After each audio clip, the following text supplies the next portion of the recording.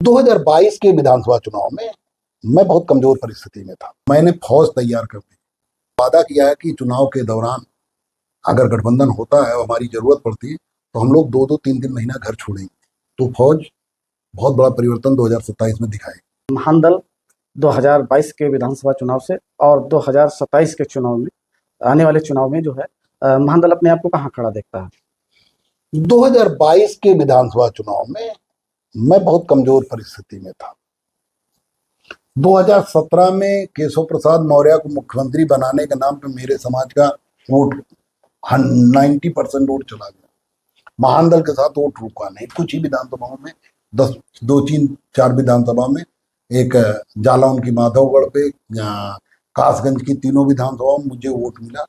बाकी जगह प्रत्याशी भी नहीं आ पाए, बाकी जो आए भी वो वोट नहीं पाए। तो 2017 के बाद मैं एकदम ये मान लिया गया था कि साक्य सैनी कुशवाहा मौर्य महान दल में नहीं है, बीजेपी में चला गया। 2019 में समाजवादी पार्टी ने मुझसे वादा किया था गठबंधन करने का, लेकिन नहीं किया। उन्होंने फोन भी नहीं उठाया मेरा।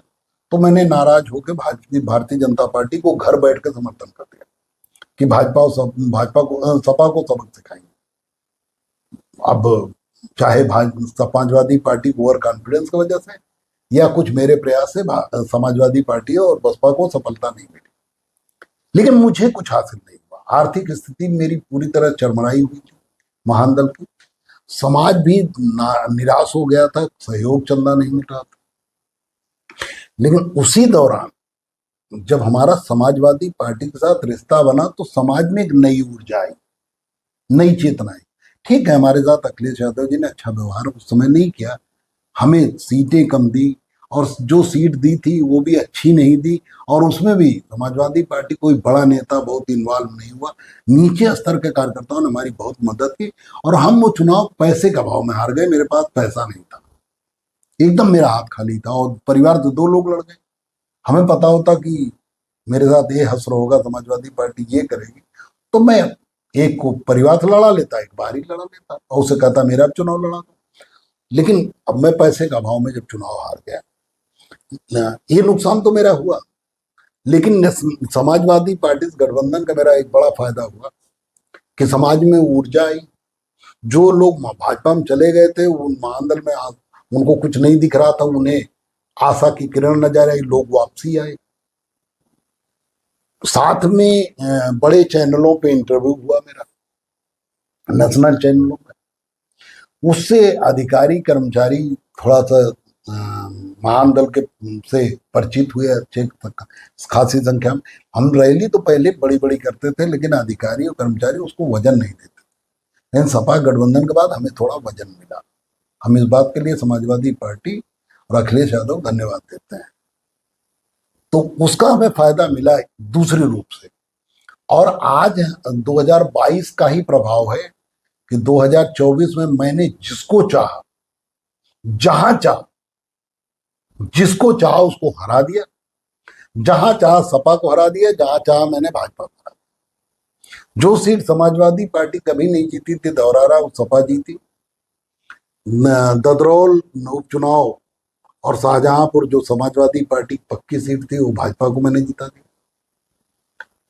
यहाँ कांग्रेस जीत रही थी, आगरा की फतेहपुर सीकरी सीट, वो मैंने कांग्रेस को हरा कर भाजपा को जिता दी। तो मैंने बहुत उलटफेर किया और ऐसा कोई चुनाव नहीं हुआ, ऐसी कोई लोकसभा की सीट नहीं हुई जहां मैंने, खाली जौनपुर की सीट को छोड़ के, जहां मैंने कुछ कहा था हुआ कुछ, लेकिन बाकी जितनी मैंने सीट को जहां जो कहा वो हुआ, जिसे मैंने चाहा हरा दिया। तो मेरी ताकत असीमित बढ़ चुकी थी। 24 में गठबंधन होता तो और उसका फायदा मिलता, लेकिन गठबंधन नहीं हुआ। समर्थन ही मैंने किया, तब भी मुझे उसका रिजल्ट दिखा। और 24 के बाद तो मैंने नीचे स्तर पे, जमीनी स्तर पे काम शुरू किया। रैलियों पे ध्यान कम दिया, जमीन पे मैंने फौज तैयार कर दी। 650 सिपाही तैयार कर दिए, जो मुख्य प्रचारक की तरह विशेष प्रचारक है। जो चुनाव के दौरान अभी जो आपके यहाँ जो सीतापुर में और लखीमपुर खीरी में जो महोली में और मोहंदी में जो कार्यकर्ता सम्मेलन हुआ, रैली हुई, उसमें कोई भी सीनियर पदाधिकारी नहीं जुटा। नीचे के हमारे विशेष प्रचारक वाली फौज ने रैली कराई, धन से लेके लोगों को जुटाने से लेकर सब उन्होंने। तो नीचे जो हमारी 650 की फौज तैयार हुई, जिनको मैंने ट्रेनिंग दिया है, हर साल दे रहा हूँ और लगातार उनको दे रहा हूँ, 12-12 घंटे 15-15 घंटे मैंने उनको कैडर किया है इसी कमरे में, इसी ऑफिस में। वो इतने मजबूत हो गए और उन्होंने वादा किया है कि चुनाव के दौरान अगर गठबंधन होता है और हमारी जरूरत पड़ती है तो हम लोग 2-2, 3-3 महीना घर छोड़ेंगे और दिन रात संघर्ष करेंगे। मुख्य प्रचारकों के साथ हम लोग भी जाएंगे, मेहनत करेंगे, चाहे पूरे उत्तर प्रदेश में कहीं जाना। तो फौज बहुत बड़ा परिवर्तन 2027 में दिखाएगी।